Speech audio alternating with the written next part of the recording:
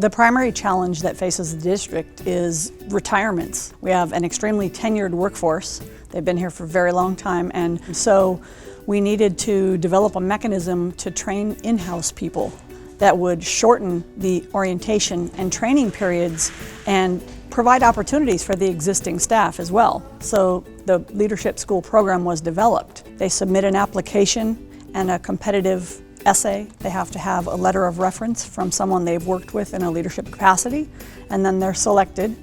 And we typically don't do more than 8 people in a group. It reduces our costs associated with recruitment, hiring, the orientation we call onboarding process, in that you can dramatically reduce the time for teaching people because they're already familiar with our systems and so on. The opportunities to move into management in this particular industry are limited. The roles weren't coming up very frequently, and it was apparent that I needed to do something to basically separate myself from the crowd, from the competition. Well, from my standpoint, I've worked for 5 different employers in my professional career.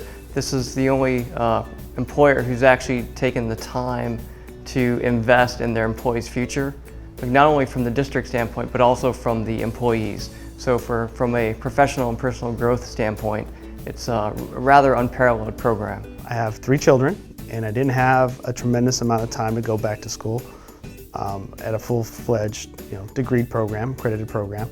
So this offered me a light version of being able to get some education from the academic world, and it gave me the insight to be able to compete, to be competitive, to understand our organization from a different perspective that a normal employee does not normally get to see. The program involved the classes that were outside the district that we took with a local junior college, and then there was a number of sessions here internally. How the course was set up was that there was a lot of actually human interaction, a lot of role playing, a lot of different scenarios where you didn't just talk about how you would do it, you actually practiced doing it. The fact that the organization allowed me to do a portion of it during business hours made it so that it had the right amount of balance for my personal life and my professional life. I finished the course in December of 2013, and since that time I've been promoted from a project manager to now a supervisor, which we call coaches here at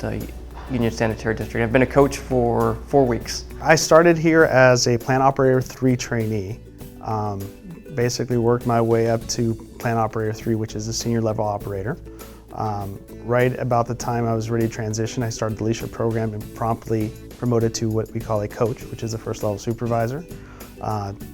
3 years later, essentially, 4 years later, I promoted into the work group manager role. So I made the transition from being an everyday operator to a supervisor, a coach at this facility, now as a work group manager.